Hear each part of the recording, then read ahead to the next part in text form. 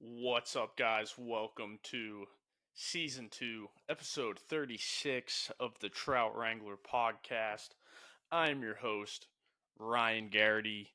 We're joined by the Vibes Curator, up close and personal right here, Mr. Maverick, Ricky, Thumper, Big Dumper. Shake, shake. Welcome, sir. Welcome. Um, it's currently 3 o'clock on August 8th, 2025. We got a pretty cool interview um, interview lined up for y'all today. Forgot to give you that. There you go, pal. Nice little treat for the Vibes Curator. Shake on that. Big shake. Big shake. Good boy. But we got a cool episode lined up for you guys today.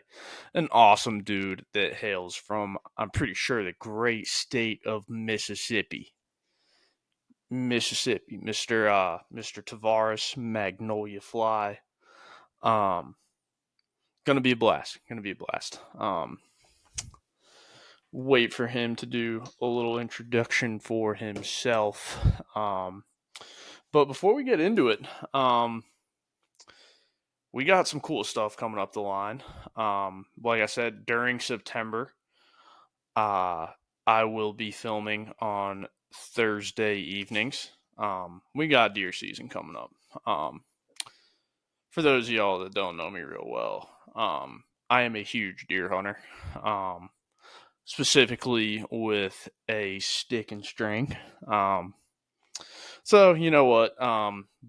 Deer season, it's just kind of like a time for me to unwind, kind of get in the stand a little bit, kind of forget about stuff for a little bit. Still gonna push out some episodes, of course. Might talk a little bit of deer hunting during some of those episodes with some of these guys, but it's just one of those things. As fly fishermen, sometimes it is hard to juggle our other hobbies. Like, kind of sucks. Deer season falls like right in the great part of trout season. Like fly fishing season, trout up here in Western North Carolina. The fall is perfect. But you know what? I'm gonna juggle it.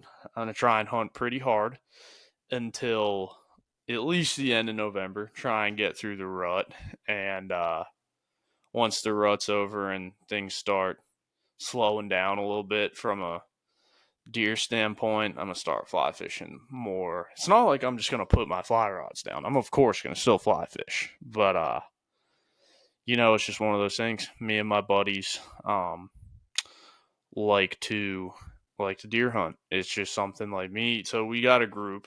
We're probably gonna do an episode while we're at deer camp this year. We tried it last year, but we all got way too hammered before we broke out the laptop to do an episode. So this year we're probably going to do a live episode. Talk a little bit of fly fishing, but also talk deer hunting, because you know what?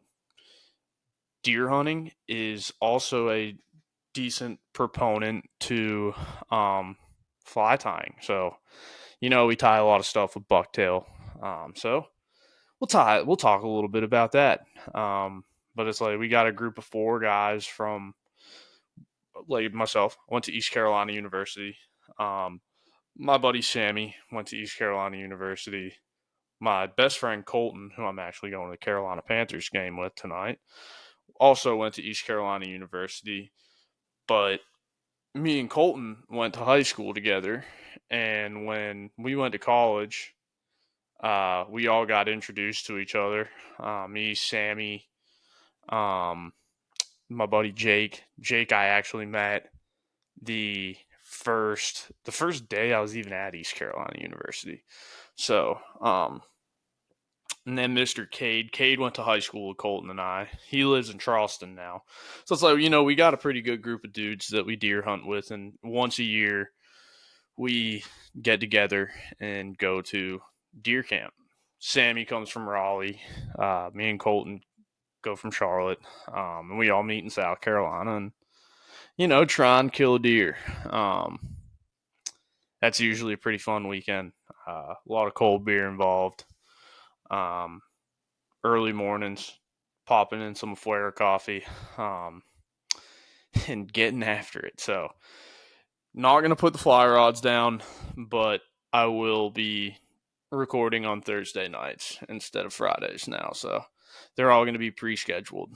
Before we get into the interview, check out riversmith.com. Check out the Convoy series bags, duffels, hit packs, river quivers. The Riversmith river quivers, dude, they're sweet. You see those on a bunch of cars driving through the mountains. If you want one, go to riversmith.com and use code Wrangler10 at checkout. And you will save 10% on your River Quiver order or your Convoy series order. Just all around awesome products they got. All that Convoy stuff, so sick. Vibes curator going back there taking a nap. He's worked hard today, but all that stuff's awesome. Super watertight. Super water resistant, waterproof, super protective, keeps all your rods, reels, anything you need to keep protected while you were traveling to fly fish. That'll protect it. Is a Riversmith Convoy series bag. Super padded, insulated, awesome stuff. So use code Wrangler10 at checkout. That is WRANGLER10 at checkout. So now for the interview with Mr. Tavares, Magnolia Fly. Cool. Like I said, we have an interview today with a very special guest. I'll kick it over to you to say a little bit about yourself, Tavares. Hey, what's going on, bro? Glad to be on the show, man. Thanks for having me, bro. Yes, Appreciate sir. it. Yes, sir, man. We'll get into it quick. Let's start from the beginning of your fishing journey. Where and when did hmm it start, and was it always with a fly rod? Ooh, man. It started probably like a lot of other people who were ate up with fishing. From the time I was able to walk around, hanging out with my grandparents and my uncles and stuff like that. Really, my grandfather, he was the one that really would get me into fishing to where I would go stay the night at my grandparents' house, and I'd have to be there like the night before if I wanted to get up super early, but not, my mom would have to drop me off at like 4 or 5 o'clock in the morning because my grandfather wanted to be on the water like super early. So it kind of started off with him. I would say out of everybody, he's like my fishing sensei. So, he was prior Air Force, like traveled around the world fishing and doing his job, which was like communications, but he really got me into fishing, typical live bait, dead bait, kind of slinging it out there with a big weight on it, letting it sit on the bottom and hanging out, by the bridges and, different piers and stuff like that. Um, Fishing for big, funky drummers, man, fishing Oh for yeah, fishing for big reds. Every once in a while you would catch, some good specks or something like that. But we were mostly bottom fishing. So a yeah. lot of it was big drum, like red or black, yeah. And that just kind of, it went from that to his son, my Uncle Terry, and he was big into bass fishing. Yeah. So he had a bass boat and it was starkly different from my grandfather. My grandfather would build all these big, like, bay boats. Like he would hand build them, have Oh them my out in the gosh. yard. Yeah, man, he would have them out the yard, so I would get to see his whole process of how he was putting boats together and stuff like that. And yeah, it went from fishing with my grandfather to fishing with my uncle, his son, and getting into that bass fishing stuff and really starting to be able to cast as much as I wanted. Yeah. And as a child, I probably still have a little bit of ADHD, but I think that's really what it was. It never really set right with me. I get yelled at by my grandfather for, wanting to reel in to check and see if there was something on my at the end of my line, Yeah. you know. And with my uncle, it was like, hey, anything that looks like a fish should hang out there, like cast there. Cast on it. And Yeah. that was it, bait caster just over and over and over again. So that was really my introduction into it. And then it just kind of went from there. Like I was just fishing on my own when my parents got enough money to get a boat. We got a boat and a jet ski, and I used to ride around fishing on my jet ski, like That's sick. anywhere. Yeah, yeah, yeah, yeah. So my dad wouldn't let me take the boat out, so I'd take the jet ski out and go fishing. And yeah, it was like that for a long time, up until like my early 20s. Dude, isn't it nuts how like people are starting to absolutely rig out jet skis to make them like fishing specific jet skis? Have you seen Yeah, those? super cool. Like the Sea Pros. I've seen a couple of people out my way around some of the islands and other places, and you can see them rigged up, got the rod holders and everything in their back. And I was like, man, that's pretty sick. I don't really do a lot of conventional fishing anymore, but it's pretty cool. Yeah, dude. If I did do conventional fishing, that's all I used to do, dude. Like you were saying, you grew up with your uncle bass fishing, dude. That I was ate up by that. But it's like if I did do Yeah, conventional fishing, dude, it's like I loved having a bass boat. It was cool. But it's like, you know what? Like once you get into like college and stuff like that, it's like I'm tied down now. But when I got to college, it was like, I want something like a little bit that I can slap a few chicks on the bow of it and get to riding and hold some more people on it. right, right. But Yeah, it's like I also need that for fishing tournaments around the country with my college. We made it work. We yeah, made it kind of a true, conversion true, boat there where we snuck a couple true. people onto it. But like, And there's it's nothing wrong with that. yeah, dude. I remember. Yeah, Yeah, we had it loaded down one Fourth of July, but dude, it's one of those things. It's like those bass boats are sick, but you'll get your back beat in for one. oh, for sure, And for sure. yeah, like I said, dude, it's like you can't really put too many people on it. Like my mom, and then when I ended up getting a girlfriend, she was like, "Can you? How many people can you put on this?" I'm like, literally three people across the steering wheel. And then if I wanted to sit a couple people up on the bow, like I could put a couple people on the bow, but like not really. That thing's gonna be sitting nose down. Right. Yeah, man. But let's talk about your business, man. What was the story behind the name Magnolia Fly? You know, it really is just kind of a joint thing. Like all my family on my mom's side of the family is from New Orleans, Oh, sick. and all my dad's side of the family is from like Middle Mississippi. And when they met up, my grandfather on my mom's side got stationed at Keesler Air Force Base over here in Biloxi, and my dad had moved down from Quitman, Mississippi, and yeah, they met up, I want to say the high school or shortly after that.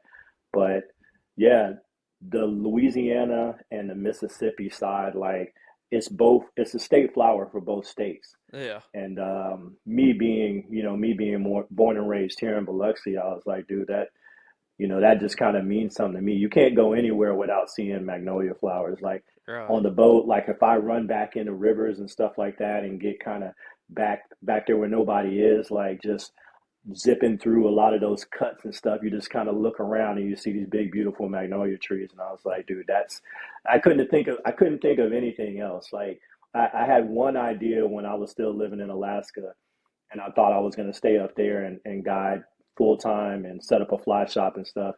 I was gonna have my Instagram name, not the actual name of the business, but my Instagram name was gonna be the Brown Trouter. And my That's wife pretty was like, sick. she was like, heck no.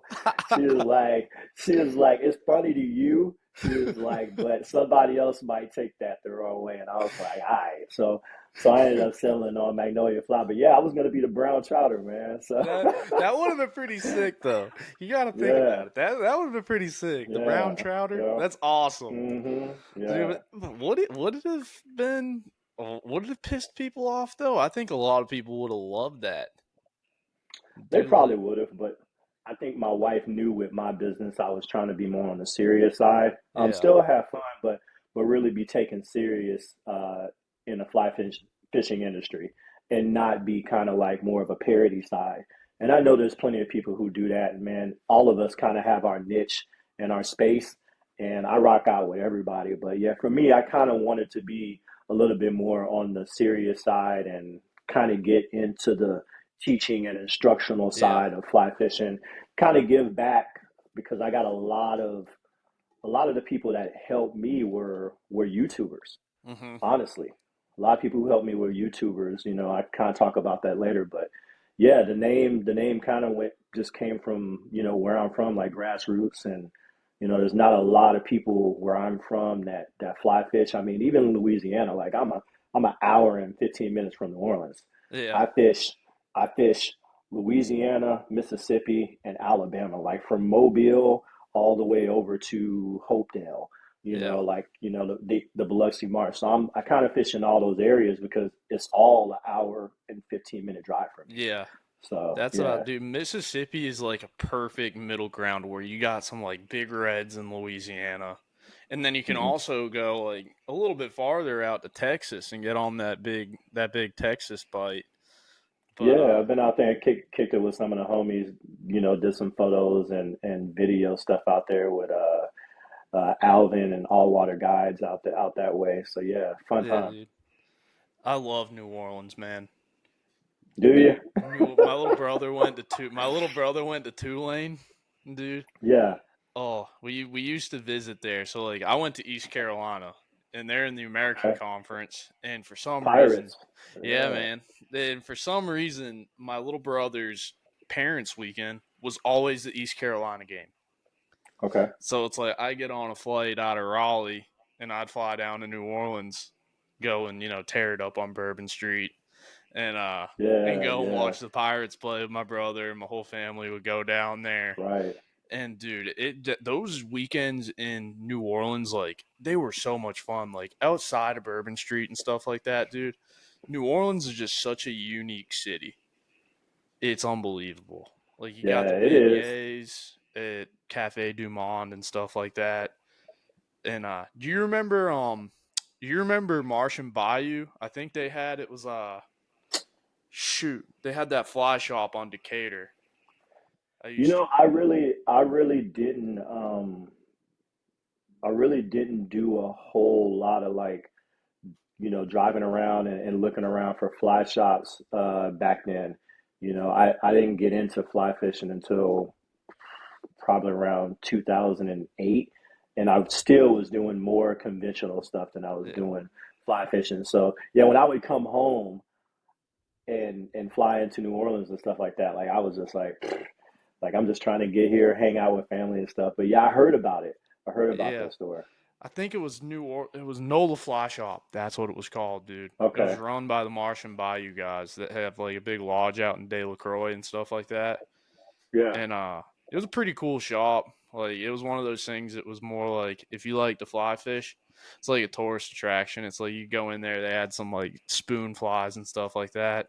It was like a little shop, but it was super cool. You can go in there and I think they'd Yeah. hand you like a glass of bourbon when you walked in, which you can never complain about that. No, for sure. That sounds Especially in like New my spot. Orleans. Yeah, dude, especially Yeah. in New Yeah. It sounds like Orleans. my spot. But dude, so your tagline is fly fishing content that inspires and connects anglers. hmm What is that for you, and what's the story behind wanting to connect through visuals? That's a big thing right now is connecting through like videos, photo, and stuff like that. I think that's a really cool boom that people are starting to see. Yeah. Yeah. Yeah. So it's really just that. Like for me, I never had anybody that I knew that was really pushing fly fishing around me. It was just Yeah, something that I kind of saw, driving through California, bringing, I was living in Northern California, like right outside of Sacramento, like further north, and I was bringing my daughter to a school field trip while she was in elementary, and it was up to a salmon hatchery up in Oroville, California. And you take this road and it just winds around this riverbed. And I saw a guy out there fly fishing, kind of just in his waders out there doing the thing, yeah, false casting the whole nine. And I was like, oh, that's pretty dope. Like I've never seen anybody doing that in person. Yeah. It's always been, a magazine or something like that. And me being Southern, I was like, man, I'm gonna stop and just say hello and find out, see if I can get some information. Like a Yeah. lot of the old people around here, you'll be out fishing and they'll roll down the windows like, "You doing any good?" or Yeah. something like that. So, I carry those things with me. But anyway, stopped and talked to the gentleman, and he was really, really helpful. Told me about some fly fishing, fly shops in the area, and where to go, kind of like what setup he was using, all that. Yeah. And I was a little bit early driving up there, and I was like, I had some time, so yeah, getting that information from that just kind of let me be like, oh man, that's pretty cool. So when I started getting into it, it was more of like, dude, I really want to do something, whether that's guiding or whether that's, guiding and having the fly shop, or whether that's through visuals and just letting people who don't get to saltwater fly fish, or who don't get to, fly fish out west or something, kind of see what it looks like, and, live through our experiences, right? Right. And there's a lot of people who just jump on social media or YouTube in general, and they just want to watch. Yeah. They want to feel like they're there. So that's really why I kind of came up with that tagline. And for the first year and a half, I've just been really putting stuff out to let people see who I am. Right. Like how I like to fish, a little bit of my personality. Like I just started doing a little bit more talking here and there. Yeah. I'm cool with talking with like a couple of people, but like, big crowds and stuff like that, I kind of like, you know what I That's kind mean? of how I So, am too. Dude, it's like yeah, one so on that one. was, I'll be cool talking to people, man. Like, and then like in like five, six people, dude, you put me in front of a crowd of like 100, people, man. I'm like, yeah, especially like but it, doing like presentations in college and stuff, dude. I hated that. Just yeah, it freaks was off. never a bad thing. Like I was an instructor while I was in the military, so I would teach little, like probably classes of like twenty, Yeah. 25 people. So nothing big, So that's kind of where it came from, just me wanting to put some stuff out there to show people who I was. And then I started moving more into, selling my photography or working with different brands, doing videos and doing photography work. And now kind of rolling into more of, podcasts and stuff like that, and doing more long form videos. So yeah, that's where it came from, man. Just wanting to just connect people and have anybody feel like they can get out there and start fly fishing and be like, man, if this goober is out here doing it, and kind of just having fun, like why not? Yeah, dude. I think that's something that like I think it's not lacking, but it's something that like that I want to say content creation kind of thing is missing is authenticity, dude. Like the thing that I thought was awesome, dude, when on the 4th of July, you posted the picture in the Kobe jersey, dude, I Right, was right, like, right. that's awesome. Because I do that 1,000 times if I like, Yeah, because it's like you see people, I pull something off like that. People be like, oh, look at this dude out here in like a Kyrie Irving Team USA jersey, fly fishing yeah, on the front of it. It's like, dude, sometimes you gotta like it's good to have authenticity, especially in this industry, man. Like, and I think that's something that it's like a little bit missing is that authenticity, And it's like I love seeing that stuff, dude. Like putting up a picture of a funky drummer with a little bit of key glock behind it, dude. I love that. That yeah. type of stuff fires me up because dude, I love that Yeah. stuff. I got a Well, and little I think it dog. shows. What's he doing There he back goes. here? Yeah, there What's his he's name? going nuts back there. He's like, I'm trying to find my spot, yo. Yeah, dude, he's got a bone back there. There you He, go. he does that every episode. He'll get back there and That's like cool. dig around in his blankets. But He said I got to get my screen time. But yeah, yeah, man. he's got to get his cameo real quick. But But yeah, with that post, it was more or less like, man, I want to do something fun 4th of July, and if I catch a fish, like, man, it'll kind of all come together. yeah, And I just remember talking to my homie. I was like, man, I think I'm gonna wear my Kobe USA jersey the day before 4th of July. We go fishing. I'm gonna put like an outfit together and like just spaz out. Yeah, just spaz out, like have a good time. And I almost didn't get to fish at all because I had my homie and I had his girlfriend's son on the boat who just got into fly fishing, and he actually lives in South Carolina. But anyway, pulling them around, man, just trying to get them on fish, and then we got them on fish pretty quick. And then they're like, "Hey, you want to get up here?" And my homie started pulling me around. I was like, "All right, cool." So it all came together, man. But stuff like that, I think a lot of people think you have to like wear the sun shirts and you have to Yeah. wear like the cool shorts, whether it's from Free Fly or Duck Camp or Holler Brothers or whoever, right? Yeah. And it's like, man, look, if you really want to get out there and get busy, man, just go out there, whatever you got. Like, try to cover up the best you can. And, like, you don't have to look a certain way to go out and fly fish. I know Exactly. it looks like that. And the brands, they want you to buy that stuff. So, yeah, it's like, dude, I go out there in an old raggedy, like t-shirt, long sleeve t-shirt and a bandana, to cover up my stuff and get busy. Like I don't Yeah. need it, but yeah, that's kind of what that was about. It wasn't really me trying to style on nobody or nothing like that. Yeah. It was just like, man, I just want to have fun. Yeah. Yeah, that's how I am too, dude. It's like, it's cool. Like you're saying, dude, it's cool to have like the nice sun shirts and stuff like that and Hmm. get like you're not going to get burned, but it's like, man, you know what? I'm going to throw on this Larry Bird jersey and get after it. and Yeah, yeah, man. dude, like I remember I was fishing I fished in college and Hmm. I pulled up to a tournament and I had on like my rain bibs and because it was a little chilly, and I was wearing some Chicago ones, the Jordan Chicago Ooh, ones, yeah, and they weren't the '86 ones, the OGs. I think it was like the 2011 release. I just loved those OG Chicago ones and wanted a pair, yeah. but I got the 2011. Somebody looked at me and was like, "What are you wearing on your feet?" I'm like, "I'm wearing a pair of J's, dude. Like, is that illegal to wear a pair of J's on the bass boat, man?" He's like, "No, I just didn't Yeah. think. I didn't think." I was like, "Well, I was like, they're my lucky shoes. They're my lucky Right. shoes, and I Yeah. wanted to wear them today." So I was like, didn't end up doing too good in the tournament, but my feet look good. And bro, and it's really about comfort. Like the reason why I wear J's or I wear Vans when I'm on the boat is because it's almost like skateboarding. Like I came up skateboarding, and having those flat shoes really gave you balance. Yeah, It gave you stability on that flat on the board.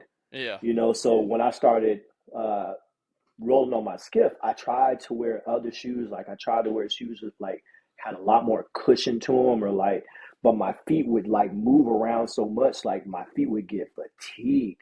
So oh I was yeah, like, man, I think I'm just gonna throw on a pair of my Jordan ones, or like, some old SB Dunks that I have, or whatever it is, some Vans or whatever, and see how those are. And automatically I was like, yeah, this is it. I was like, I'm not a flip flop dude. Like if I'm going to fish one of the islands, I'll bring my flip flops with me.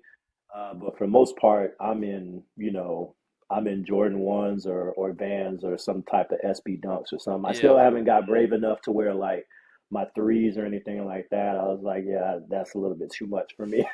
yeah, dude. But yeah, You accidentally step off the boat in a pair of white cement threes. It's like bruh, that's like, a sad day. yeah, yeah, Yeah, dude. I like that's another thing that people like don't really talk about much is like having the right footwear while you're hmm, going, dude. Like my thing is it's like, you know what, if they're nice enough for LeBron to go and play 4 quarters of basketball in, they're probably comfortable and just fine for your feet going out there and standing on a skiff for 8 hours, you know?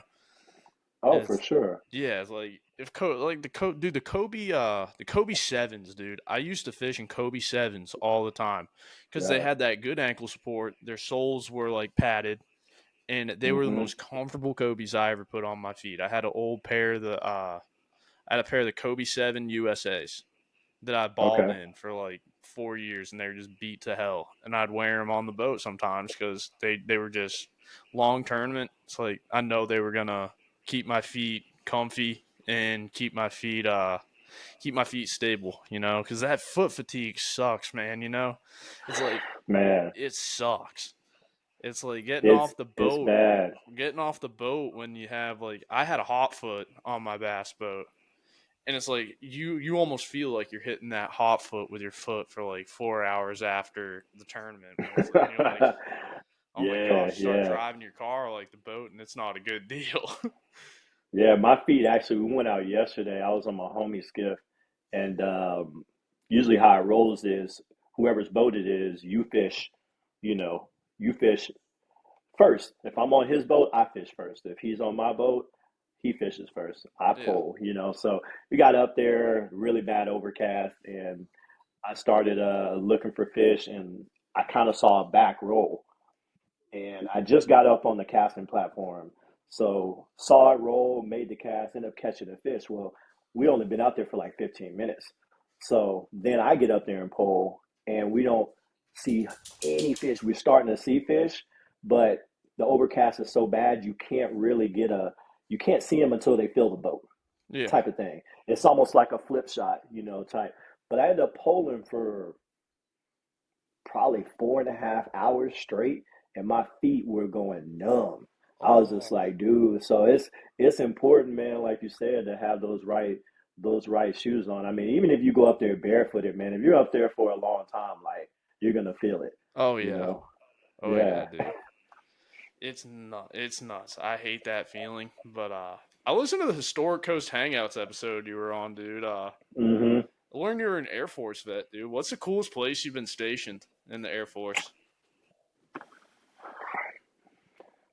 Man, every spot that I went to, I would say, except for the first spot, which was Little Rock, Arkansas. Yeah. Um, every spot after that was kind of like strategic for me. Yeah. Like I was kind of playing this game to where I was like, all right, if I volunteer to go to where nobody else wants to go, but they're good fishing spots, as long as my family's cool with it, like it'll be straight. Yeah. So it kind of, I kind of planned it around that. But man, station wise, I would probably have to say it's got to be Alaska. Yeah. Like it's got to be Alaska. Like I was stationed in Arkansas for 4 years, Northern California for 5 years, Washington State closer to Idaho and Spokane Oh, for dude, six and that's a half cool. years. Yeah, but like Alaska's Alaska, bro. Like it's Oh like yeah. if you're an outdoorsman, and you like to fish and hunt and camp and hike and like there's nothing like it. Like yeah, Oh so yeah, it'd have to dude. be station wise Alaska, but I've been some pretty cool places like TDYs is what they call it when we go on these missions for like 30 days or something, like training things or something. And yeah, outside of station, like the coolest place I've been for like 30 days or doing a mission was New Zealand, like Damn. hands down, Dude, hands I down. bet. Dude, my uncle Jimmy was hmm stationed. He was Army, I think. He was stationed Kenai Peninsula. Yeah, yeah, Dude, and my dad said he used to go up and visit him, and he said, "Dude, there is nothing like the Kenai Peninsula." He was yeah. It's he said he would go like king salmon fishing with my uncle and stuff like that. And he said my dad doesn't even fish like that. And he's like, "Dude, if we go back up to Alaska, he's like, dude, we got to go to the Kenai Peninsula and go like king salmon fishing." He's like, "There is nothing like it." But dude, yeah, I've heard Alaska's unbelievable and New Zealand. yeah, it's dope. Yeah, dude. But what has been your favorite place you fished inside the U.S. and what's been your favorite place outside the U.S. that you fished? Mm. Yeah, I guess we just gave that one away. Hey, that's all good. So That's all yeah, good. yeah. Inside the U.S., uh, it's got to be it's got to be Alaska still, man. Like Yeah. Washington State was dope because there's just like so many different climates. Like if you're further east, like closer to Idaho, you can easily be in the Spokane River. You can be the Ponderay Reserve. You can be Henry Spork, Snake River. Like a lot of stuff going on over there. But yeah, I would say Alaska, and then after Alaska,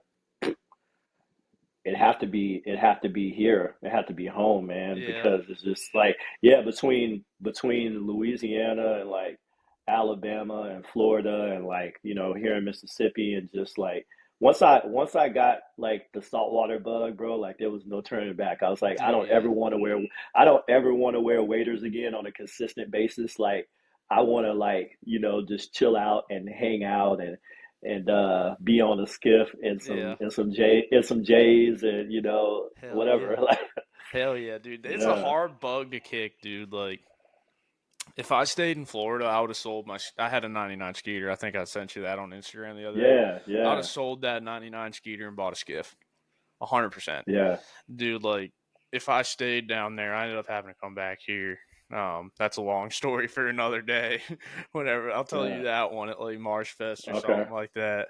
for sure, When for sure. and dude, like when I came back here, I was like, damn, dude, I kind of wanted to stay down there and just get absolutely ate up with that Hmm. saltwater fly fishing, man. Because it's like, where I lived, it was only 45 minutes to an hour from Mosquito Lagoon. I was Right. 30 minutes to Crystal River. I was like, dude, if I got real into that, I was like, that would have been an expensive endeavor. I got like an 8 weight, and I was like, Yeah. I'm never grabbing a conventional rod ever again. Yeah, But it definitely eats up at you, man. Like I told my wife, I was like, to truly be able to fish year round is something that I didn't have in Alaska. It's something I didn't have in Washington State. Like it right, was, when I moved back home, I was like, dude, I can run it year round for different species. yeah, Like any, the reds and the black drum and the sheep and they're here year round. Specks, speckled trout, they're here year round. But then you got the jacks that migrate in, down the East Coast and come over. Um, you got bass that are here, like spotted bass, red eye bass. We got striper in some of the rivers. So it's like, I was like, man, shoot, this is, it just kind of yeah, worked out that way. Yeah. yeah, dude. Them spotted bass are feisty, aren't they? Hmm. Dude, yeah, I think you're telling me you're trying to get into guiding bass on a fly, right? Yeah, yeah, man. I I really didn't think I wanted to kind of get back into that as far as like guiding at all. Because I was really just taking people out when I had time, when I was still active duty in Alaska, and that's kind of where I was like, all right, like I think I'm pretty decent at this. I have the Yeah, patience for it.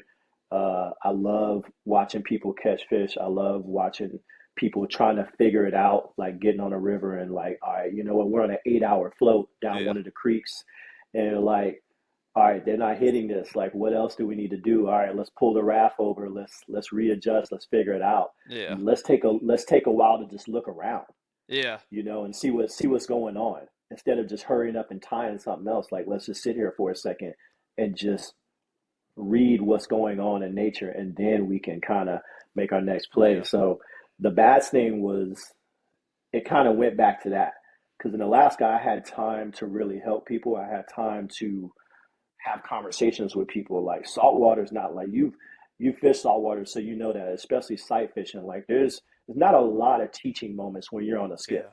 There's You a short know, window. yeah, it's a very short window. And with bass fishing, I was just like, man, this is kind of what got me into more of the, not sight fishing, but just being able to cast a lot, constantly moving, constantly trying to figure it out. And it really made it to where it was like, for me, I could help somebody cast to structure. I can stop.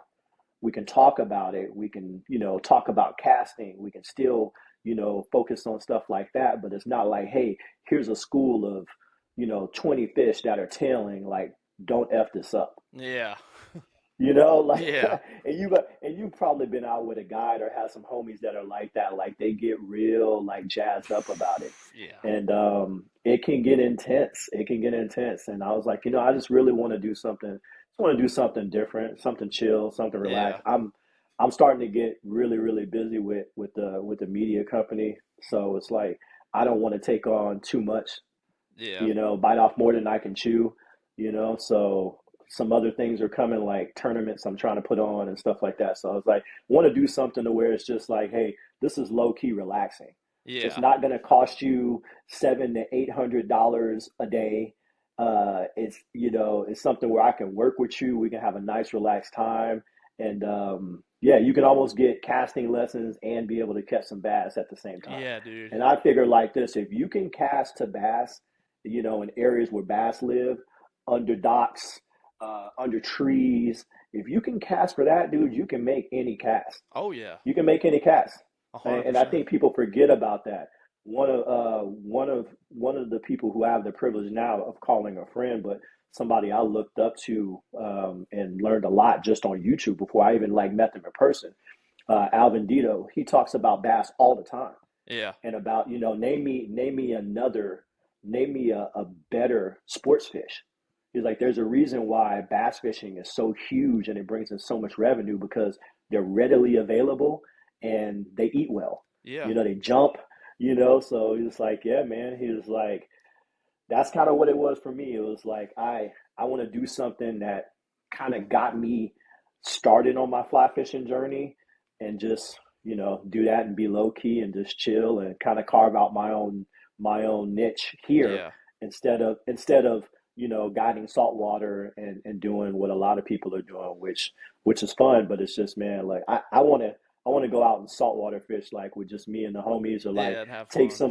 some of the people out that are like brand people that I work with or whatever, but not really it be like, hey man, like there's a bunch of fish here, like you need to get on Yeah. it, or you're not getting your money's worth. Yeah, dude. It's not like Uh, in like a way where it's not like, all right, we're at a flood tide. If you land this fish anywhere but X on the X, you, you're gonna fuck up. Essentially, like, yeah. dude, like it's not that serious, dude. And what's cool about bass fishing, dude, is like you were saying, dude, like bass fishing kind of all like teaches you how to make those decisions. Be like, Hmm. all right, it kind of like how to put that puzzle together, like, all right, they're eating this, say, and matching the hatch and all that stuff. It's literally like, Yeah. it's a really good way to like kick off like matching the hatch, reading water and stuff like that. And Yeah. like you're saying, if you can land a popper, if you can land a popper under a laydown, you can Hmm. about make any cast you want if you can do that with Yeah. accuracy, because it is hard. It's true. It's true. Like bass flies are some of the hardest flies to cast. Oh yeah. Like there's no doubt about that. Like you cast any deer hair popper, or you cast any foam popper, you cast any big streamer, and you quickly realize that if you don't have the right line and the right rod to turn that over, it ain't gonna happen. And Yeah. you don't figure it out until you get out there. Yeah. So it takes a lot of skill to bass fish on the fly, and I think people just overlook it because bass are just kind of like they're everywhere and they're not sexy, and Yeah, it's like, right. oh, it's bass, right? So Yeah, dude. yeah. It's like, no, dude. What's cool about bass though, man, is it's like you can pull up to a drainage ditch essentially. And there's Hmm. probably gonna be a bluegill or a bass sitting in it. Yeah. And trying to figure out if they're in there or if they're not is so much fun. Like I'll bounce around Charlotte here all the time. They got like Charlotte Water does a pretty good job of like stormwater creeks. Okay. Heck, I would grab my waders out of the truck, throw them on, and hop into a stormwater creek to see if there's fish up front, like up in it. Dude, it's Yeah. crazy, and people look at me like I'm stupid, but I'm like, there are parts of a creek down here, dude, where you can catch like 4 and 5 pound largemouth in a creek, like you fly fish up in Yeah. the mountains, dude. It's nuts. What do y'all call them? Where do y'all call the bass that y'all find in those ditches and little creeks like that up there where you're at? So they call them rock bass. Okay, yeah, we a lot of people down here call them pickles, call them Yeah, ditch pickles, and ditch yeah, pickles. yeah, Yeah, yeah, ditch yeah, pickles. I like that. I like using that. Um, yeah, rock bass, Bartram's bass, but yeah, dude, ditch pickles are cool. yeah, That's like yeah. that's I think a big term that came out of Florida is uh is for the shoot really I don't know why I'm blanking on this for the peacocks that you find in like those Yeah, down there in yeah. Miami, where you can pull up and like Hmm. look down in any little roadside creek, and there's a dang peacock in there. Oh, ditch pickle. Yeah. Yeah, but let's An see. exotic one. Oh yeah, dude, a super exotic ditch Yeah. pickle, and a stingy one if it's not in their spawning season. Yep. But let's see, dude. So this is part of the next question, dude. I didn't know until like a couple months ago you were the brains behind Funky Drummas, Yeah, yeah, yeah, dude. man. I've had a couple people who were like, "Man, I didn't know that was you." And it was like I saw you sharing it on your story, Yeah, sharing the post, but I just thought like, because I share a lot of stuff with, homies who share my stuff, like Sean with After Work Fish yeah, Club and that's a homie right there. Javi with Mark Sessions, and some other folks. Like, if you support me, I'm gonna support you. So I think a lot of people thought I was supporting whoever had created Funky Drummers, right? Yeah, And and yeah, it wasn't until I put out the design for the T-shirt that's going to be available next week. I'm wearing it. So oh yeah, dude, you got the first look at it. Here's the back. Kind of show you. Yep. So here's the back of it. But I debuted this. oh dude, that's sick. Yeah. I So think I this will saw be you post available. something. Yeah, that'll be available next week on my website. Um, and that'll also be probably the shirt that'll be part of the captain's bag for the Funky Drummers tournament I'm putting on. Heck yeah, So dude.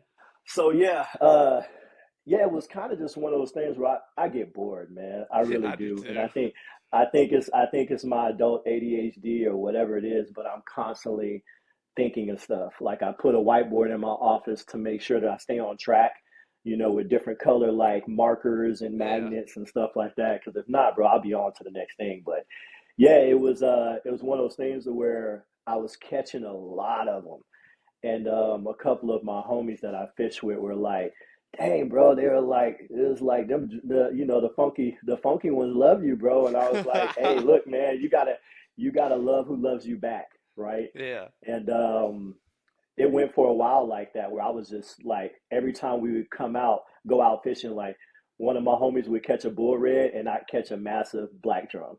And we would just kind of giggle about it, because they were like, "Man, don't put that thing on my boat, yeah, this and that." And I'm like, you know, you started catching the puppy drums, the ones that are beautiful, right? The yeah, ones that their eyes are beautiful. They still have stripes, kind of like a sheep head, but they still have those dorsal fins like a redfish, yeah, you know. And those are hard to catch, super hard to catch. And you go from that to you go to the ones that are like 10 to 20 pounds that still have their stripes, but they fight like a redfish. Like they're freaking like just all shoulders, like you yeah. just, Head shaking. yeah, yeah. And then you go from that to like the big nasties, the big uglies, Yeah, that are 25 pounds and up, and they've lost their stripes and their eyes are glossed over like they have glaucoma, yeah, and they got those barbels that are just dripping, yeah, and they're dude. just kind of like, they'll tail and you'll get close enough to cast to them and then they'll just disappear. Yeah, And then you'll be like, what the heck happened? And then literally 40 seconds later, you see this big, massive fish like just floating right past the boat, probably like 10, 15 feet from you. And he's like, I see you, right? Like you're not slick. So I just kind of fell in love with them, bro. And they didn't really I didn't feel like they were getting a lot of shine or a lot of love. notoriety or love at all. And I was like, man, you can't name me one fish outside of a black drum that goes through that three different phases of transformation in looks and how they fight and how they eat than a black drum. Yeah, Like maybe a salmon. that's a great comparison right there. Yeah, yeah, maybe a salmon when you see like the transformation that a Chinook or a pink salmon will Yeah, go through, to where when they get in that fresh water and they start to develop those snouts, and they start to deteriorate and they start to look a little nasty. Like outside of that, I don't think there's any other fish that goes through that big of a transformation through their life cycle than a black drum. Redfish don't even go through that. No. When you see a redfish, if you look at a rat red and you look at a bull red, they still look like a redfish. Yeah. You know, the bull reds, their dots will get their spots will get a little bit smaller on the tail. Yeah. But outside of that, they look like a redfish. Yeah. If you look at a puppy drum and a big nasty, they look nothing alike. No. Yeah, dude, those puppy drum look like So sheep's head. You're absolutely right. yeah. So it was just for me, it was like once I really started to dive into it and think about that fish, I was like, bro, that's kind of like me. Like I'm just a regular dude. Like I ain't nothing special. Like, but damn it, I got some layers to me. You know Yeah. what I mean? Yeah. Like, and that's kind of where I was like, man, I'm gonna create a page and a community just for Black Drum where people can feel proud to post them. They can tag me. They Yeah. can hit me up for collabs. We can do a tournament. Like I can run some merch. Like just have fun with it, man. So Yeah, yeah, dude. That's just something cool, dude. Like, it's unique, man. That's what I like about it. Is it's just unique because it is. Everybody's like, "Oh, black drum." I'm like, dude, hey, a fish is a fish. They all deserve love, homie. All yeah, of them, big time. dude. But like, yeah, Yeah. them big black drum are just freaking crazy, dude. Just built like Derrick Henry out there. And they're not easy to feed, bro. Like No. people think like, oh man, it's like the puppy. The easiest ones to feed are probably the ones that are 10 to 15 pounds Yeah. because they will charge or fly a little bit. They'll be more aggressive. They go on like longer runs, more powerful runs, kind of like a redfish. Yeah. Like I always tell people, I was like a redfish is kind of like a Mustang Yep. or a Camaro. Like it's gonna go on a strong quarter of a mile run and then it's done. Yeah. It's he's done after that. But the younger ones, those 10 to 15 pounds, they're gonna do that strong stuff. But the Yeah. younger ones, they're all over the place. We caught some yesterday, and I mean literally, they ran straight underneath the boat. So you have no time to get them on the reel. You're just like, and the puppy drum are just like that. The puppy drum act a lot like adolescent slot reds. Yeah. We call them. They act just like rat reds. Like you catch them and they're just all over the Yeah. place. You literally don't know where they're gonna have. Yeah. I had one of my homies that jumped in the grass. Never seen it in my life. We were out in Hopedale fishing. Launched out of Hopedale, and we go out to the marsh and we find a creek that's loaded with redfish, and literally this fish caught them, and we had the boat to where we're on the starboard side of the boat. So everything is, to the right. And we're sitting there, and next thing you know, I see a fish coming. I make a long cast, and right when it gets there, I bump it a little bit. He smashes it. Instead of taking off and going the other way, came directly at the bow of the boat, just running right down the bank. Where it ran right between us and the bank. And when he got back to where my buddy was poling, it took a left turn and jumped into the grass. Oh my And my gosh. buddy was like, I actually got a reel on my page that shows it. Jumped in the grass, and I was like, well, I guess we don't need the net. And he was like, dude, I've literally never seen that. And then as soon as he said that, it comes storming out of the grass. And I was just telling him that I've lost a couple of fish to people having their power pole down. Yeah. And I said, dude, get that power pole up. He's like, I'm trying. Soon as that fish came out of the grass, it ran right underneath the outboard And and into the wrapped power around pole. and got off. And all we could do was just laugh, bro. It was so fun, Oh. because it's like we were talking about it earlier that day. And because I told him, I was like, hey, man, do you put the power pole down a lot when somebody's fighting the fish? And he was like, I do. I was like, yeah, I don't do that at all. And he was like, why not? I was like, dude, if you're back there poling, we really don't need to anchor the boat because I'm not going to have you get down until the fish is ready. Yeah. So there's no need in putting a power pole down that early. It's just one more thing for that fish to go and wrap up underneath or something like that. And I was like, and I've lost a couple of fish that way. Yeah. So yeah, it was crazy to see. But the puppy drum do the same thing when they're younger like that, man. Like they're really unpredictable when they start running around. Yeah. Yeah, dude. I lost a bedfish like that in college. on one of my buddy's boats. Power pole was down. I Yeah, hooked the bed fish and it came right under it, wrapped around the power pole. And it's like, dude, a lot of people think it's like, oh, well, you can just bring the power pole up and all that line's gonna slide off of it. No, dude, that line, if it's yep, sliding off of it, it's just fraying. And yep. if you try and boat flip that fish or you can get it into the net, you make one wrong decision and that thing's gone.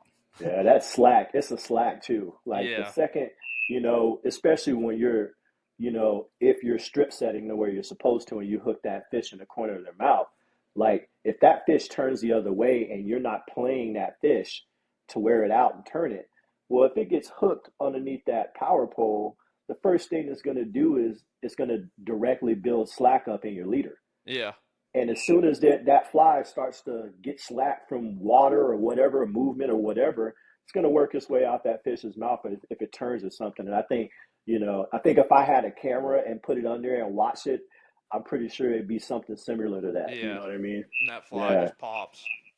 Yeah. Yeah, it's heartbreaking, but it was funny. It was Oh really yeah. funny. That's crazy, dude. It jumped into the grass. That's Yeah, wild. never seen a redfish do that before, but it That was pretty is cool. wild. Yeah. But if you could tell one fly fishing story through a photo series, a video, a brand campaign, what would it be? If I can tell a fly fishing story, huh? I think you kind of It'd already. probably be the it yeah, it'd probably be the story of somebody else. Yeah. You know what I mean? Like for me, I've had to kind of showcase myself and put myself on my social media because, like I'm the only person that works at Magnolia Fly, but I'm the one that's mainly available all the time. So, people start Yeah. to see me more and to the point where people thought like I was a full-time guide and I was like, nah, I'm not guiding, man. At least not saltwater and I'm not yeah, it's like it's just a media company, man. So yeah, it'd probably be to highlight somewhere else, somebody else, and I would love it to be like just somebody who's like a local legend that like nobody knows about. Yeah. Like somebody who's like nobody's really paid attention to, but this person is like the shit in their area. Like Yeah. that's who I would want to highlight through photos or something like that. And I probably would want to do it kind of old school, like more black and white, like cinematic type of feel to it, and not really have a lot of color going on. Like that's probably what I would do. That's pretty cool though, man. Like that would be awesome. Cause dude, like those old dudes that just grew up in the area, just Hmm. absolutely just doing that grind before anyone else did. Those are the most interesting guys. The ones that Yeah. the ones that smoke like a carton of cigarettes a day, Yeah. and have been doing Yeah. that on the oldest skiffs that have ever been built since they were like 16. Those dudes are so interesting. Yeah. But And it's no, and that's like not a shun or a diss to like some of the popular people, but you see them a lot. You yeah, see some of the same people in the same ads. yeah, Different brands, but you see them uh, from campaigns to other media companies, bigger media companies. Like you start to see the same. Um, what's the word I'm looking for? The same subject. yeah, Whether it's photos or whether it's videos, and you're like, oh, I just saw them on this person's thing, or oh, I just saw them on this brand's thing. So it's yeah, like, I really want to try to highlight people who are just like you don't really know who these people are, but you really probably should. yeah, And they're down to earth people who you probably can relate to. yeah, Not a lot of us can relate to fly fishing since we were old enough to do it. Not a lot of us can relate to uh, owning and running $100,000 skiffs or yeah, working in a lodge and having some of us are just regular yeah. regular It's people, normal. men and women, yeah, just regular folks who just we love fly fishing and we want to share that and pass it on and make sure that everything still gets to transfer to the next generation and people doing it, man. Oh Like yeah, that's really what it is. Like I recently did a post with two younger dudes that I met. One of the guys' name is Aiden. Another dude's name is Yusuf. So Aiden's from Louisiana, and Yusuf's from Pensacola, Florida.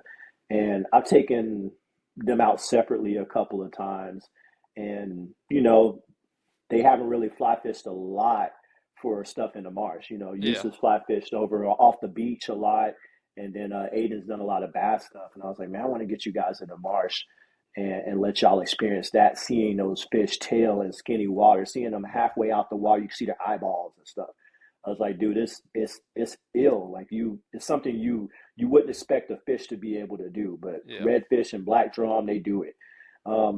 So one of the posts I put out, video and photography, was just about them, and the last one was called, Young Guns of the Marsh, of the Flats. I saw that. And Yeah. yeah, bro, just really wanna highlight them, because those are the dudes that are gonna take care of us when we get old and cannot be able to pole, cannot, don't see good. Yeah.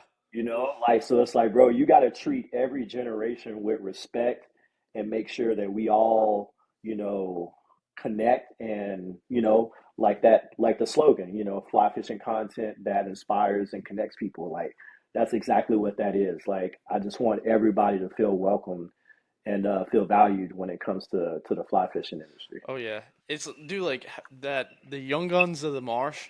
You're saying you ever seen like in sports where they'll always post it's like the picture of Master Splinter with the little Ninja Turtles, and then it's the big Ninja Turtles walking little Yeah, old Master Splinter, and it's like it's yeah, something like LeBron and Kevin Love, and then it's like Bronny Jr.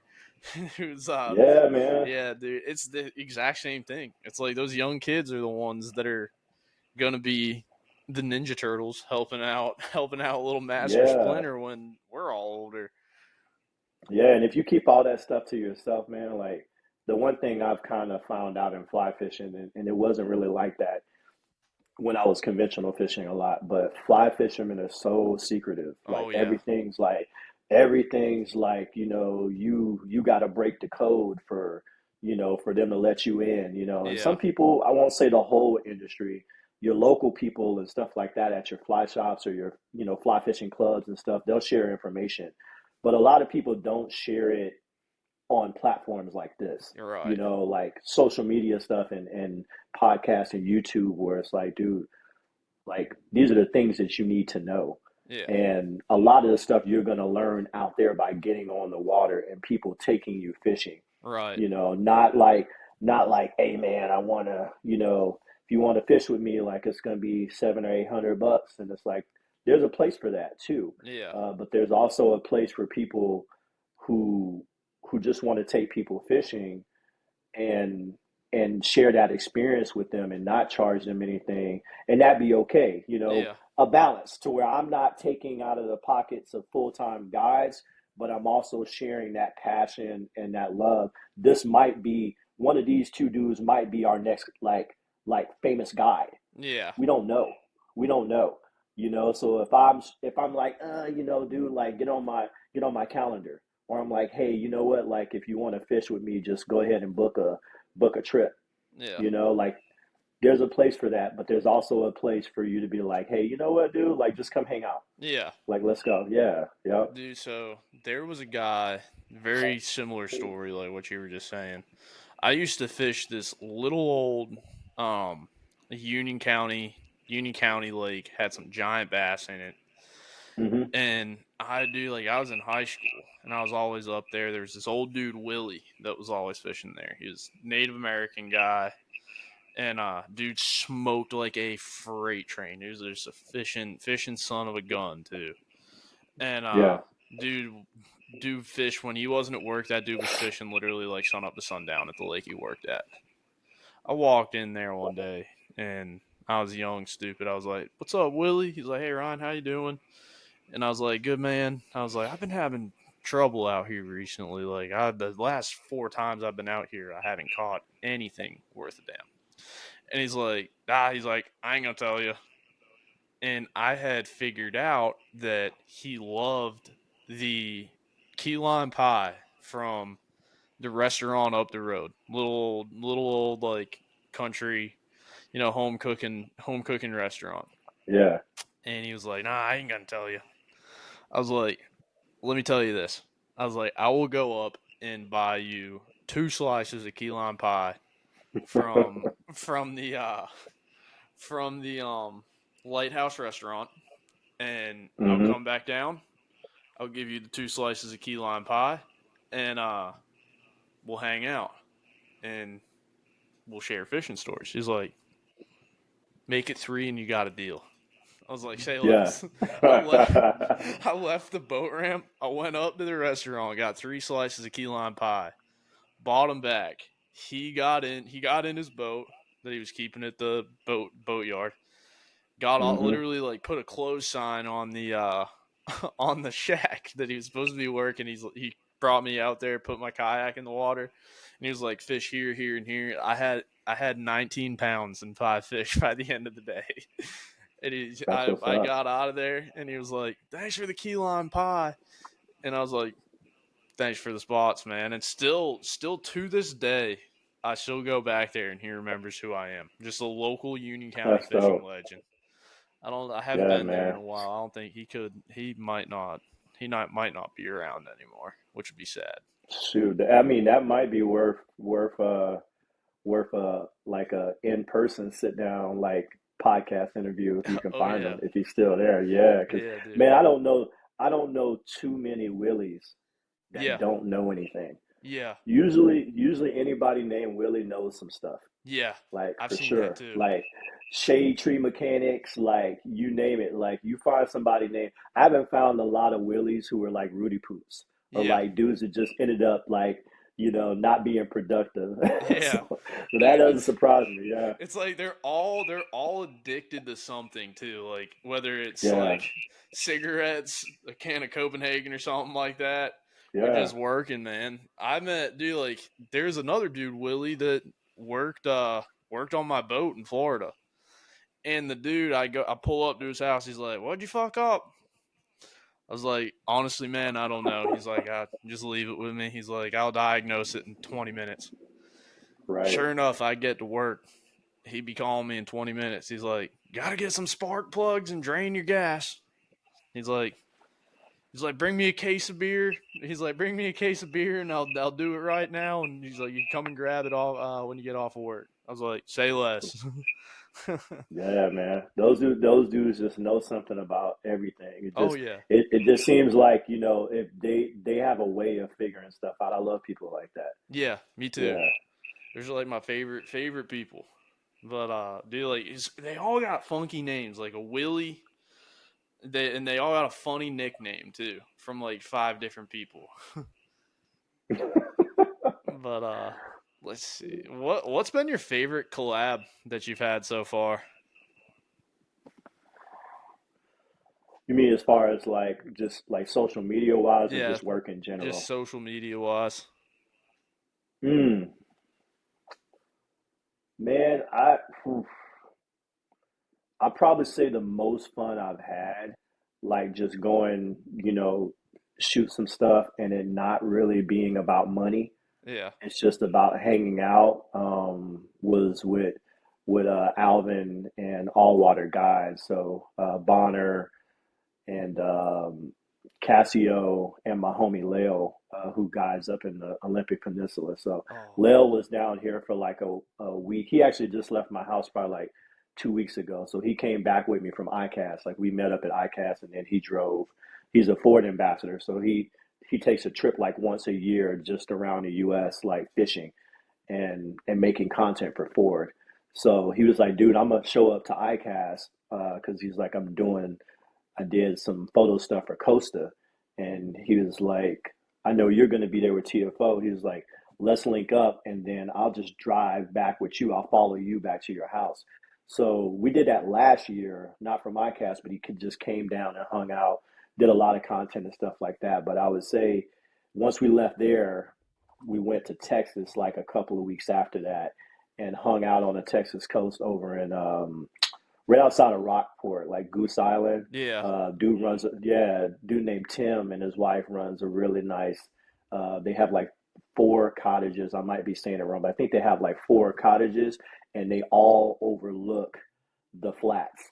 I mean, you can literally, the last day that we were fishing there, we were on Alvin's skiff, me, him, and Lale, and I'm watching Lale fight a fish, and I look over and I can see our cottages, Oh, that's and I'm awesome. like, this is nuts. But it was like 4 days down there on the Texas coast, hanging out with Alvin and his guides and my buddy Lil, jumping over into the fly trap that the homie Chris Fowler owns in Rockport, and then we left there and went spent 2 days with Alvin and the guys up in Austin, and did a float trip down one of the rivers, I think the San Marcos or something like that. Yeah. And that was crazy, bro. It's like you're almost like you're in a tropical jungle, but you're in Central Texas. Yeah, I've heard that's a Weird, crazy but it was flow. but that was probably I'd say like my like that was a true collab, because there was no money really involved with either one of us. It was just like, hey, come hang out. I was like, all right, well, we're gonna do some photos and photography stuff, and you guys, are obviously running the skiffs and stuff, and we're just gonna hang out and chill, man, and Yeah. just kick it. And that's pretty much what it was. Did Yeah. you get to float by UT Austin, the football stadium, on that I float? don't remember. Yeah, I Oh, don't think so. No. hey, I know Yeah, I that don't think river so. runs right through there. Yeah, I don't know where I, I couldn't tell you the takeout spot and the spot that we took out, put in at, but yeah, it was an adventure, man. From getting the rafts down this waterfall and some other areas, it was pretty cool. Heck So yeah. I was like, yeah, that's probably the most fun I've had, hanging out with some people for like longer than 2 days. Because normally after about 3 days, my social meter is like up here, and I'm Yeah. like ready to disappear. Yeah, I'm Yeah. ready to Same disappear here. and go fish by myself. Yeah, I'm the same But way. yeah, but yeah, that was a good one for Yeah, sure. dude. But that's about all I got for questions. This is one of my favorite segments that I incorporated into this podcast is the five songs for the playlist. And I do five, Mm. you do five. Oh dang! So I got to look at what up, man. I listen to so much stuff. I Dude, got to I see do what the too. hell I'm listening. I had Right. I Let's see. had What am I gonna listen to? I had mine goes from like country to Mm. rap to everything, dude. Mine today goes all over the place. Yeah. These is So like you starting or I'm starting? I'll start. Okay. My first one is "Smells Like Smoke," Lainey Wilson, Smells like smoke. Okay. Laney Wilson. All and right. I would say. Oh, you're gonna go nah, through you the got whole it. five? We'll go. Okay. We'll Yeah. Go go ahead. song for song. I like that. Let's see. Yeah. So I would. Man, the last song I listened to was "Manish Boy" by Muddy Waters, because I just took my grandfather to lunch, and he's 94. Yeah, So we were listening to some old blues, and that's one of my favorite songs. It's so funny, because the dude's just talking about like how good of a lover he is. yeah, He's like, I'm a full grown, hoochie coochie man. yeah, Like it's like one of those old, like, kind of a little bit rough around the edges type of blues songs. So yeah. yeah. Oh yeah. Let's see. I was over here. Oh dang it. So my second one, "Change Me," Big X the Plug. Okay. Yeah. Yeah, that's a dope. Big X has been on the come up, man, over the last like 3, 4 years. Oh Like, yeah. for Dude, he real. just released a new song today. With Ella Langley, a country song. Okay. Like it's got like a little bit of rap, Oh, a little dope. country to it. Dude, it's sick. I'll send it to you after this. Yeah, he's super talented, man. So yeah, he's one of those dudes where he can make, dang near anything, and it could be Be a and it hit. could be a hit. Yeah, Yep. he's got that voice. He does. Certain people. I'm a fan of artists to where you hear their voice and you automatically know who that is. Yeah. They sound like nobody else. Those type of artists are my favorite artists. Oh yeah, dude. And Yeah. Key Glock's one of them. Dolph was always one of them. Mm-hmm. Big Yeah. X. dude, like it's unbelievable how those guys are. I'm trying to think of another one, dude. I'm Uh a I'm gonna hit you. I'm gonna hit you with one that you're probably gonna. I don't know if you listen to this dude or not, but he's a legend, like around here and in New Orleans. Currency. oh, I dude, always, yeah. So Airborne Aquarium is probably one of my favorite albums that he did. It's got Pilot Talk on there. It's got whole bunch of different songs on there. So anytime Currency, I think he just dropped something like 2 days ago, an album. So I've been bumping a lot of Currency dude. lately. So He was yeah, on. I'm trying to think of whose album he was on a long time. It wasn't Kid Cudi. He was on it's something probably Wiz. when It's I probably was back in Wiz. high school, dude. I used to bump Currency all the time. I'm trying to Probably was figure out Wiz. which It's one. probably that. It's probably Wiz Khalifa. Probably that Pilot That's Talk who it album. was. It was Wiz Khalifa. Yeah, Yeah, Jet. Yeah, he was yeah. doing Them a two came up together. yeah, dude. He was doing a bunch of stuff with Currency back in like the Taylor Yup. Gang album days. Yeah, Yeah, what was the I mean, song? you had Jet Life. Jet Life. You have Airborne Aquarium. I mean, he has so many different songs. Currency has a lot of Oh songs, yeah, man. He's one of those dudes. He puts out at least two, three albums a year. and that's tough You to know, do. like he is. Yeah, yeah. And he's a heavy stoner too. So I don't understand how he does it. Like Yeah, how he's that productive. But yeah, dude, it's crazy crazy. productive, man. It's like, Yeah. dude, Wiz was like that back in the day too. It's pushing. One of my favorite Wiz Khalifa songs isn't even available. Which one was it? Like not even available. You can only watch the video on YouTube. It's called Old Chanel. Yes. Yup. Him and Smoke DZA are on that song, and that song is one of my favorite. Like the beat is bananas, Yeah. but just how they ride that beat and the way that it's so laid back. I'm like, bro, this this has a vibe to it of like some like off kilter cafe smoke shop, like where just you just kind of ducked off in there listening to like some old dusty vinyl Yeah. records. Like it has that vibe to it. So yeah, Dude, Wiz had that whole album that was like that with like paper bound on it and stuff like that, where it had like those yeah, super like vibey beats on it, and I was like, dang. yeah. OJ, yeah, OJ and Kush. Kush, Yeah. Kush and Orange Juice. Yeah, Yeah, that album was that. good.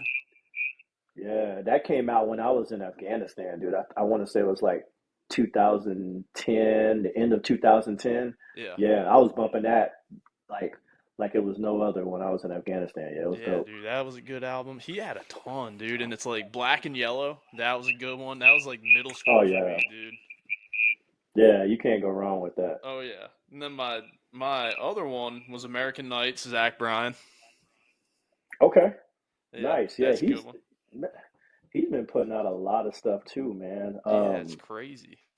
I didn't really start listening to country until probably maybe 4 years ago. Yeah. And I have to kind of give my oldest daughter credit for that. Her and her husband, they listen to a lot of country.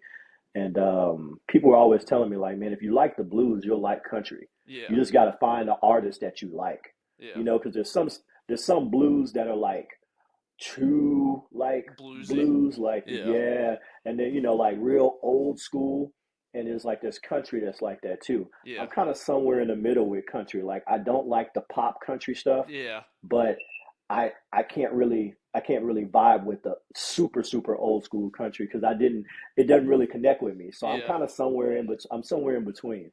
Oh yeah, Yeah. dude. I like that. I almost threw a All right. little bit of Boosie on here. Did you? No, I Did came you? close to throwing Boosie on there. So I would hit you with Jim Jones, Jomo. Okay. Let's see. Uh, it's off of Jim Jones's new album. You know Jim Jones from Dipset, right? Yeah. Yep. Yeah, We Fly High. Yeah, So that high. whole vibe. Yeah. Yeah, this ballin'. That's that. Yeah, that's that joint back in the day. Oh But yeah.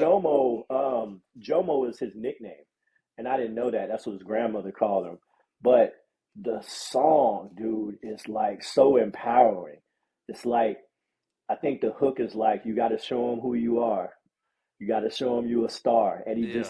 it's almost like he's just talking over it. Like he's not even like rapping. He's just talking over it. Yeah. It's just filthy, bro. Like I play that anytime like I need to like big up myself like in the gym or whatever it might be. You know what I'm Yeah. saying? To kind of be like kind of be like, man, you're okay. You ain't that bad. You know what I'm Yeah. saying? So yeah, that's one of my songs I keep on rotation. Actually, on my personal page, which I don't really put a whole lot of stuff on my personal Instagram page, but um, I did a photo shoot of the Jordan 3 Georgetown colorway, Oh, and that's the song that I put to that photo reel hell was yeah. Jomo. That's a sick Yeah, it's super colorway hard. too, dude. The gray with Yeah, the blue.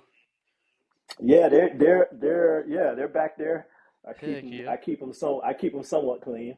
Heck yeah. Dude, I wear all my shoes though, bro. I don't I have do one pair too. of shoes that I don't wear. Yeah, Dude, like that especially was now when they keep coming out, so it's like whatever. yeah. I'll get another pair, Yeah, or dude. I'll It's try to get 2 pair. Yeah, if they crease, we could get another one. yeah, Air Force Ones. Yeah, dude. Phew. Air Forces, Yeah. dude, you could fart on them things and they crease.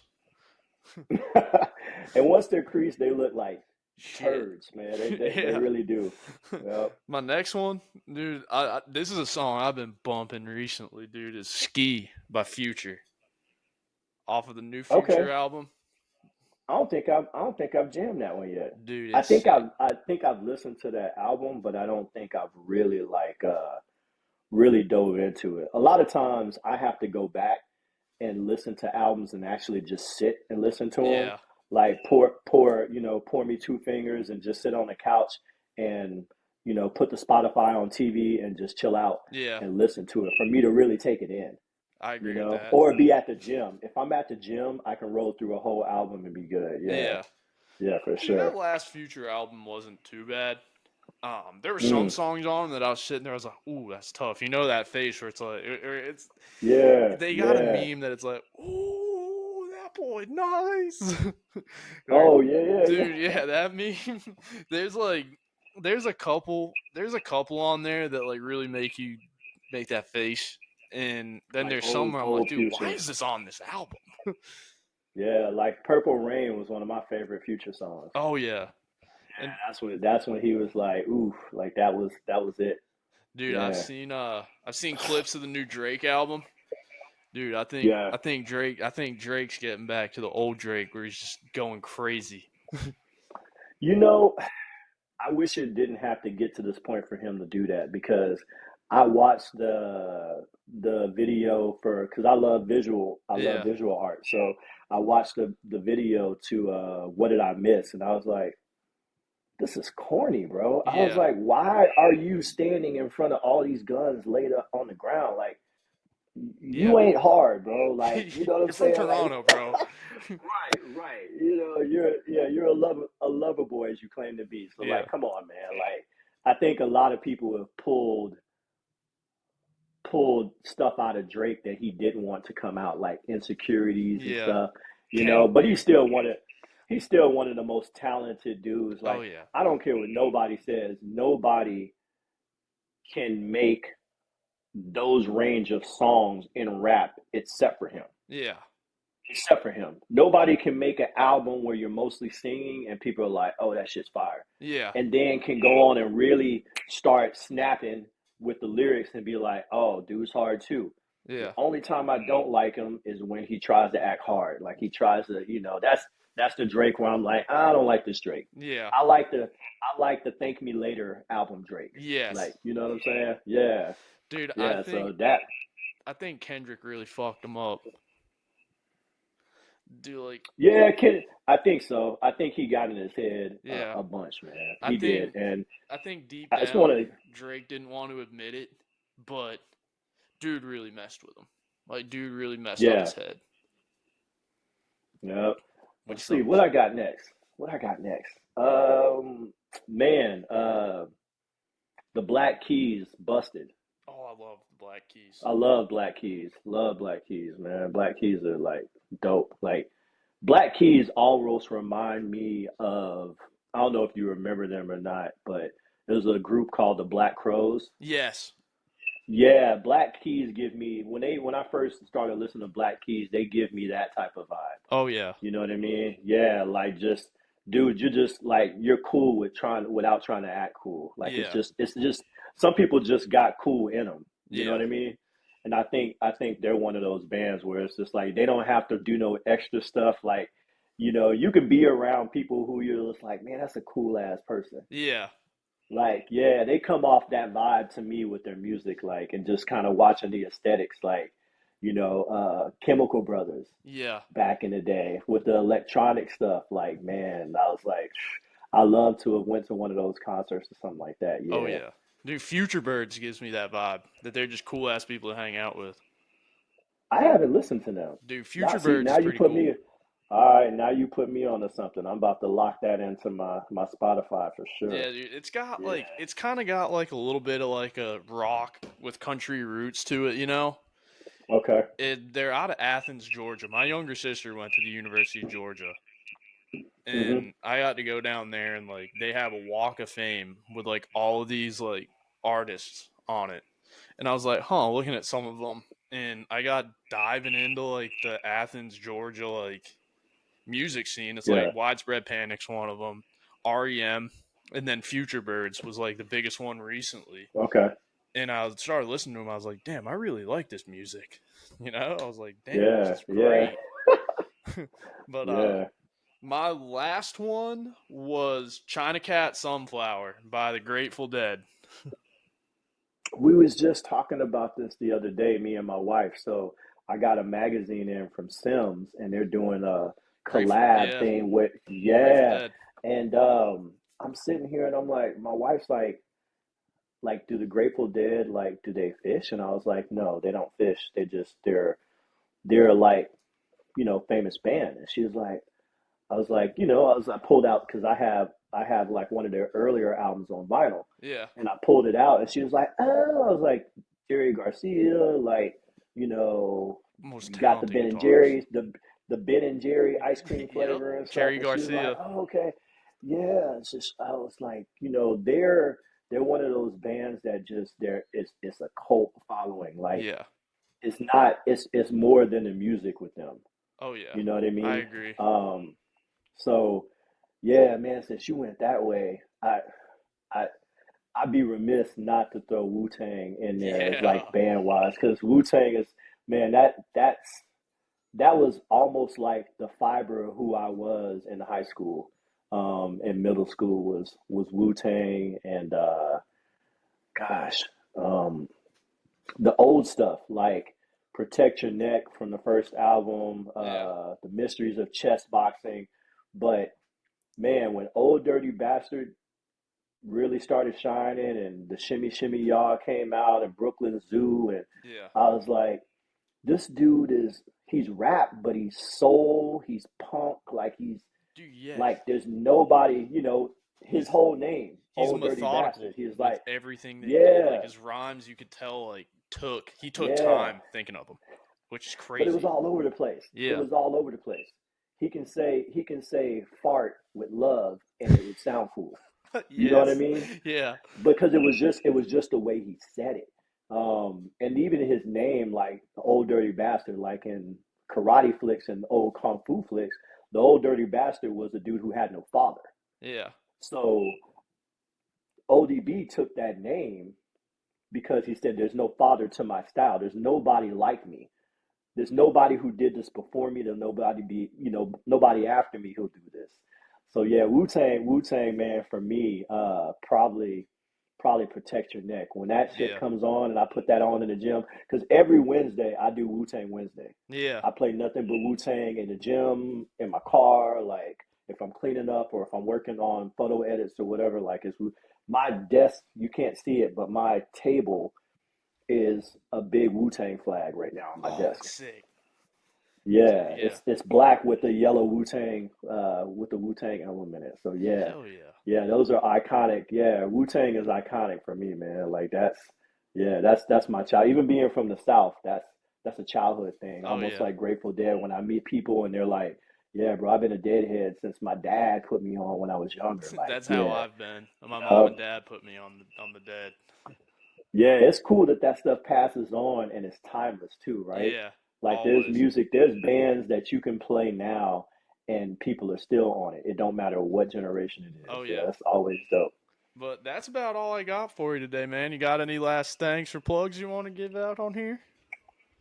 Man, hey, number one, thanks to you for having me on here, man. You probably could have picked some way cooler people Nah, to dude, be you on cool. You to be cool. on here. That's why I was telling Javi. I was like, man, why did you tell him to have me on the show, bro? Like he could have had some way cooler people. So yeah, thanks for having me on, man. And I enjoyed chopping it up, just talking for sure. Yeah, dude. And then yeah, man, just shout out to everybody out there who's, getting it, trying to figure it out, fly fishing and just fishing in general. Like just keep getting out there and keep having fun and do it your way, learn from people, but go with your gut, figure some things out on your own. Like that's the fun part for it. Heck Yeah, yeah, dude. It's so much fun, but that's all I got. I'm gonna click stop here, and for we're sure. gonna have to let some tracks up. What's up, guys? That was Tavares with Magnolia Fly. Super, super, super cool, dude. Um, really interesting episode, but gotta leave here. I'm actually going to the Carolina Panthers game tonight, and gotta run.